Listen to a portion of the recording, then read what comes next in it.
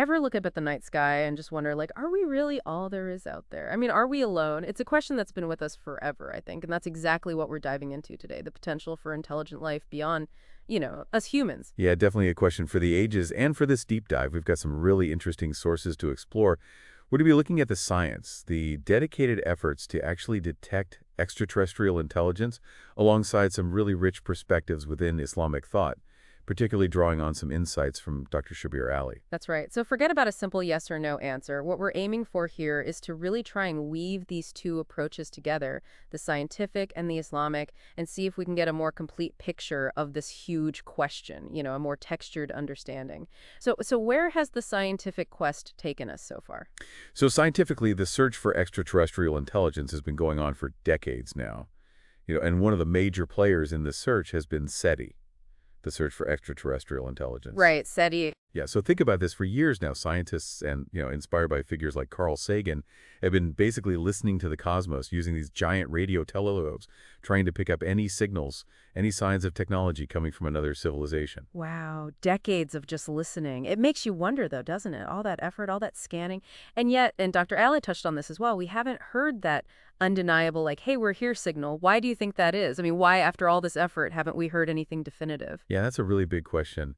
It's a question that's at the heart of a lot of discussions, and there are a lot of possible answers. It could be that civilizations like ours are incredibly rare, or that the distances involved are just so vast that signals haven't had time to reach us yet. Or maybe, and this is a really interesting thought, maybe their technology is so different from ours that we wouldn't even recognize their signals as communication. Right, it would just sound like noise to us. Exactly, yeah, like static to us, but it could be, some complex form of communication for them. But despite this silence, the search continues on other fronts too. So for example, scientists are really busy investigating planets and moons, both within our own solar system and in these distant exoplanetary systems. And they're looking for the more fundamental signs of life, things like the presence of carbon. Oh, right, because carbon is kind of like the backbone. Yeah, it's considered like the essential building block of all life as we know it, at least. Right, as we know it, yeah. And when you start thinking about just the sheer scale of the universe, the hundreds of billions of stars in our own galaxy, let alone the hundreds of billions of other galaxies out there, it feels almost arrogant to assume that we're the only ones here, right? What does that kind of scale inherently suggest about the possibilities for life out there? Yeah, I mean, you're hitting on something really profound there. When you grasp that vastness, it completely changes the probabilities. I mean, just statistically speaking, the sheer number of stars and galaxies out there, it dramatically increases the likelihood that other Earth-like planets exist. Planets that might be in those habitable zones of other stars. Right, those Goldilocks zones. Yeah, exactly. The not too hot, not too cold zones where liquid water could exist. And, we think liquid water is really crucial for life as we know it. So even though we don't have, definitive proof yet, the numbers alone suggest the potential is definitely there. Pretty exciting to think about. It really is. And it also leads to even more questions. Like if the building blocks of life are potentially so widespread, what does that mean for the development of intelligence elsewhere? It's a great question. So that's the scientific perspective, this focus on detection and the potential for habitable environments. Now let's switch gears and explore the Islamic viewpoint, which, as we've learned, offers a really compelling framework for thinking about beings beyond ourselves, and it's already kind of baked in. Yeah, what's really interesting is that Islam already includes the existence of intelligent beings that aren't human, and they're not even limited to our physical realm. So the belief in angels is a really central part of Islam, and they're understood as intelligent spiritual entities existing in dimensions beyond our everyday perception. Right. They're not, hanging out on street corners. Exactly. And then there's also the concept of Jinn, which Dr. Ally described as a much more diverse group, with both good and bad among them, including, some malevolent spirits. So how do these existing beliefs, both these types of beings, shape the Islamic perspective on the possibility of other intelligent life in the universe? Yeah, because they're already there. Exactly. They're already part of the framework. So having both angels and jinn within Islamic theology, it sets this precedent for intelligent beings beyond us, beyond humanity and outside of the purely physical realm. And this makes the idea of considering other forms of intelligence in the vast universe perhaps a little less jarring. The framework's already there. It can accommodate these diverse forms of creation that we might not be able to directly perceive or interact with.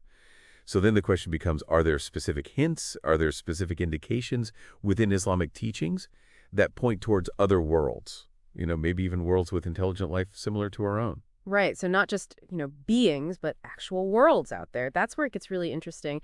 And Dr. Ali brought up a really intriguing point about Surah Al-Fatiha, the opening chapter of the Quran. It starts with, praise be to God, the Lord of the worlds, plural. It's just a small word, but it carries a lot of weight, doesn't it?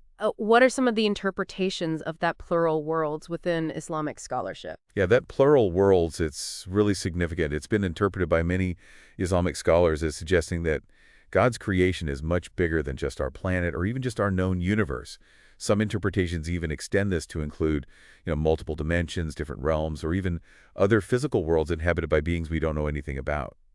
And this idea of a multifaceted creation, it's also supported by other verses like the one that mentions 7 earths in the Quran. 7 Earths, wow. Yeah, and while the exact nature of these earths is debated, what they are exactly, it definitely broadens the picture beyond just our single earthly experience. It really does make you wonder, are they planets? Are they something else entirely? It's pretty amazing. It's really fascinating to think about, and it's almost like the Quran, in its own way, is hinting at this vastness that science is now uncovering, even if the language and the framework are very different. It's a cool parallel.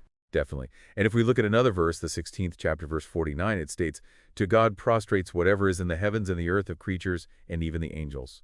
And the Arabic word here for creatures is dabba, which typically refers to living beings that move or traverse the earth. So the verse is talking about creatures in both the heavens and the earth prostrating to God. Could this word daba, which is usually associated with earthly beings, could it imply that there might be similar traversing creatures on those other earths that are mentioned in the Quran? Yeah, that's a really sharp connection you're making. While the verse doesn't explicitly say that these daba exist on other earths, the fact that it says whatever is in the heavens and the earth of creatures, it leaves that possibility wide open.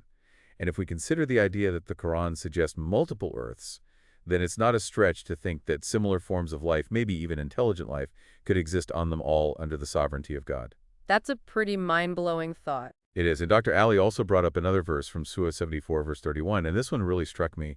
It says, "Only your Lord knows the full extent of his armies." That image of God's creation as an army, it suggests a scale of existence that's beyond our grasp. It does. Armies can be huge. Exactly. And the verse really emphasizes just how immense and unknowable God's creation and powers truly are. To limit God's servants or creatures to just our planet would be to put a limit on that infinite power. And this verse really points to a reality that's far more expansive than we can fully understand. Now, Dr. Ali raised another really interesting point about the concept of atonement in some other religions and how that idea can sometimes place a lot of importance on Earth, and on humanity's story specifically. He contrasted that with the Islamic perspective. Could you talk a little bit more about why the Islamic view might be more open to the idea of intelligent life elsewhere? Sure. So in some belief systems, the idea of atonement, of a specific act of atonement tied to Earth's history, it can create this framework where this planet and its inhabitants are seen as holding this unique and central position in the entire cosmic story. But Islam emphasizes a direct and personal relationship between each individual and God. And in Islam, forgiveness and divine mercy are accessible to everyone who sincerely seeks them, regardless of where they are or even what kind of being they are. Right, so it's not limited. Exactly. So there isn't that same kind of theological constraint that might make Earth the sole focus of divine attention. So the idea that God's care would be exclusive to humans on this one planet wouldn't really fit with the Islamic understanding of God as being merciful and having dominion over all of creation, right? That's right. The Islamic perspective suggests that God's mercy and concern extend to everything he created. Just as he cares for humanity, it's totally conceivable within the framework that he also cares for other intelligent beings wherever they might be and in whatever form they might take. They're all his creatures. They're all his servants. So to sum it all up from the Islamic perspective, based on what we've discussed so far, while the Quran doesn't explicitly say, hey, there are aliens out there, the core beliefs and these specific verses we've talked about, like the Lord of the worlds, the mention of multiple earths, the creatures prostrating in the heavens and on earth, and the vastness of God's armies, it all seems to suggest that there's a very real possibility of other worlds out there and a whole range of intelligent beings all existing under God's dominion. Exactly. And what's really fascinating is that it presents this theological framework that in a lot of ways aligns with the scientific openness to the possibility of life beyond Earth. So while their methods are very different, science is based on empirical observation and Islam is based on divine revelation, they both seem to converge on this idea that the universe could be teeming with more than just us. And the Islamic view provides a way of understanding this where it's not only conceivable, but it's logically consistent with its core beliefs. So as we wrap up this deep dive into the possibility of other intelligent life, the main takeaway is that both scientific exploration and Islamic teachings offer some pretty compelling reasons to think that we might not be alone in the universe, even though they approach the question in very different ways. And what I find really exciting is that science, with its ever-expanding understanding of the cosmos, it continues to reveal a universe that's just mind-boggling in its scale and its potential. And Islam, with its ancient texts and enduring beliefs, it offers this framework that not only accommodates but arguably anticipates the possibility of multiple worlds and all sorts of different intelligent life within them. And that brings us to our final thought, something for you to ponder. If you consider both these perspectives, the unimaginable scale of the universe that science is revealing, and the concept of a Lord of the Worlds from the Quran, a Lord whose dominion includes more than just our planet, what does that really tell us about the potential scope of existence? What incredible forms of creation, what kinds of intelligence might be out there far beyond our current understanding?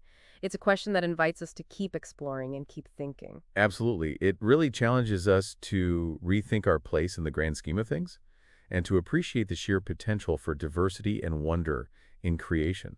And we encourage you to keep reflecting on these ideas and to explore the sources and perspectives that resonate most with you. Thank you for joining us for today's podcast. I hope you've gained some valuable insights. If you're a truth seeker, yearning for divine light and ready to step out of darkness, now is your moment. The truth is that Allah is the one and only creator of the universe. He has sent over 124,000 messengers and prophets to guide humanity, starting with Adam and culminating with the final messenger, Prophet Muhammad, peace be upon them all. If you resonate with this message, you might be ready to embrace Islam. Simply recite the Shahada, the Islamic declaration of faith. For further support, feel free to join our WhatsApp group. You can send us a private message there. The link is in the video description. Don't wait until it's too late. We look forward to connecting with you soon.